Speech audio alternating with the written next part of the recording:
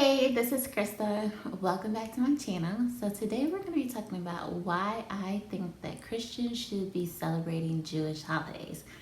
So today, as I record this video right now today, it is Rosh Hashanah in I think about 2 hours, it'll be Rosh Hashanah.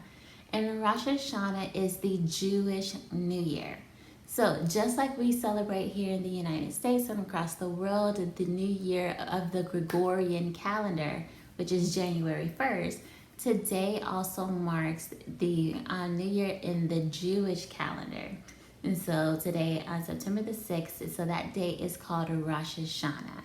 And with that, this year is particularly special with this Rosh Hashanah. So with Rosh Hashanah today, this is actually marking the Sabbath year, or what we call Shemitah. So Shemitah is the seventh year, the Sabbath year in the cycle that God set up in the beginning when the Israelites were coming out of Egypt and they were establishing their own nation. They needed their own rules and they needed their own laws and customs and way of order. So to go along with that, God laid out all the laws for them and gave them what they called the cycles and the years and how to set up and how to manage and how to govern and all that type of stuff. So one of the mandates that he gave them was the year of Shemitah, the year of the Sabbath. And that is the seventh year in the cycle where everything is either dedicated to the Lord or it's having its own year of rest. And that actually starts tonight, y'all. So that starts today. So if you're watching this video, you have most likely already entered into Rosh Hashanah and entered into the year of the Sabbath. So a little bit of information we're going to give you about that. So the year of the Sabbath, it actually provides four different benefits and promises that you can claim throughout the year that we're going to go into.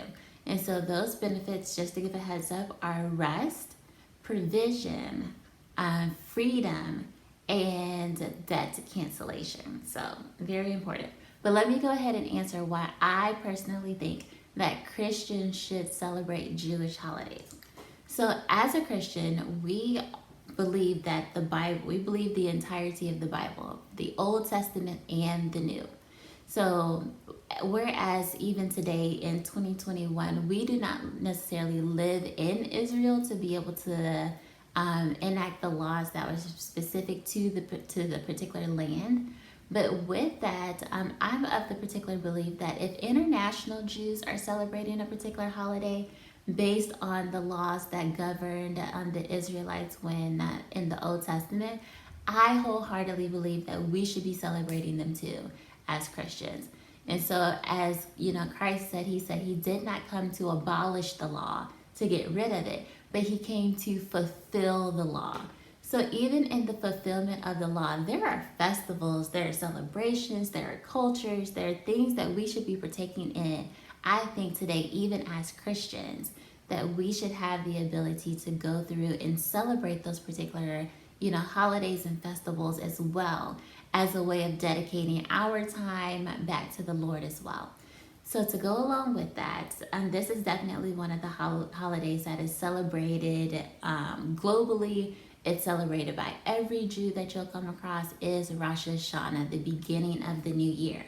And so with this being the new year, the Sabbath, it is a particularly special year because it only happens once every 7 years. So going into September 2021, going into September 2022, this is the year that is dedicated back to the Lord.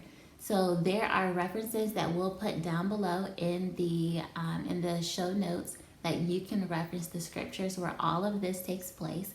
So you can go back and you can study it in your own time. But throughout this, we're going to be talking about the different things that God highlights that needs to take place during the year of the Sabbath.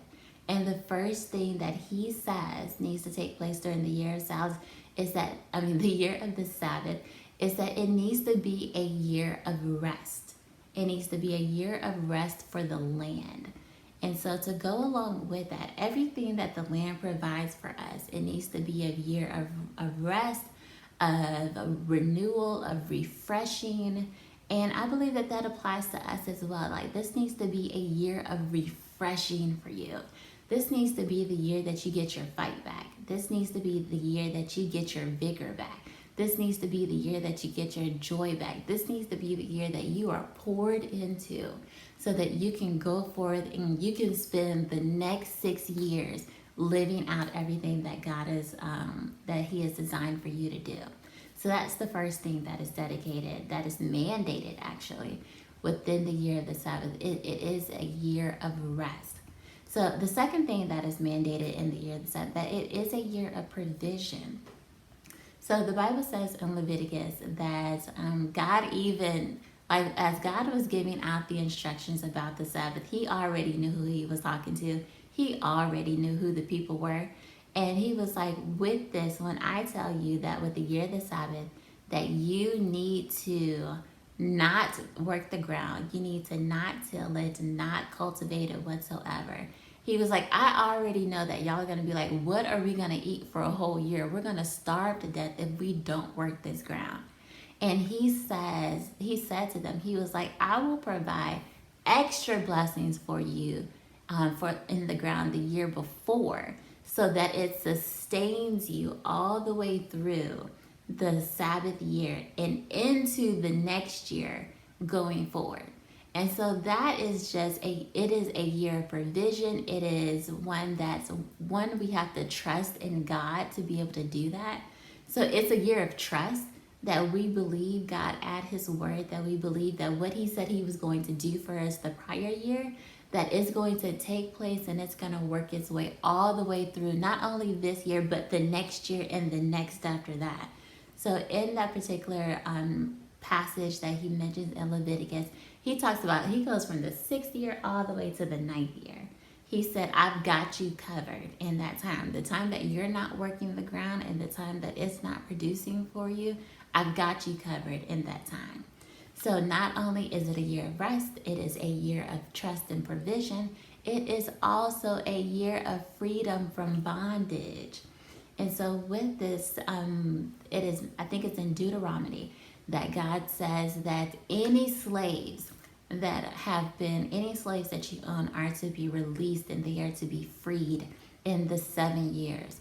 And so with that, while today we don't own slaves, we are not slaves, I still think that this particular promise, that this mandate, that it belongs to us as well, because we may still be slaves in our minds.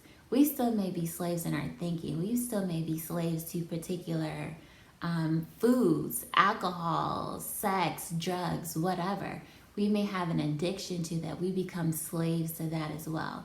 So I would definitely, if that is something that's walking down your alley, walking down your lane, I would definitely take this year as a year of proclamation that you will be freed from whatever bondage is holding you up.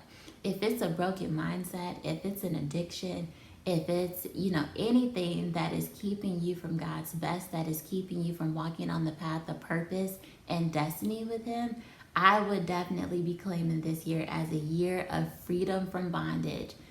That would be my proclamation for the year.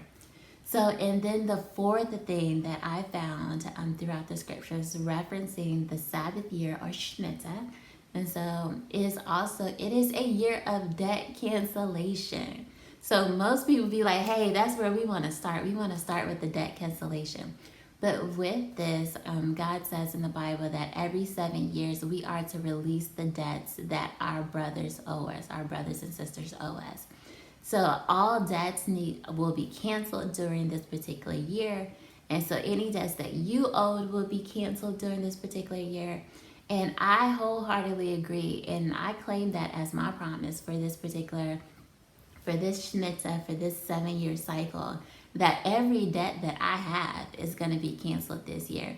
Whether it's a debt that I owe financially, whether it's a debt that I owe in love, whether it's a debt that I owe in keeping my word, whatever debt that I owe will be satisfied and will be canceled, completed, whichever, this year. So those are the 4 things that I found throughout the Bible when it comes to Shemitah, the Sabbath year, the year of rest, the year of holiness that is dedicated back to the Lord.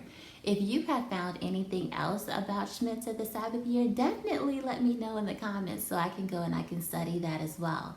So with this, make sure that you are going through and you are taking this entire year from September 2021 to September 2022, and you are taking this entire year as a year of dedication, a year of proclamation, and a year of declaration back to the Lord as well. So if this video has resonated with you in any way, shape, form, or possible, if this video has resonated with you, so if this video has resonated with you in any shape or form, please make sure that you like and you subscribe to the channel so that you can be alerted when more content like this shows up.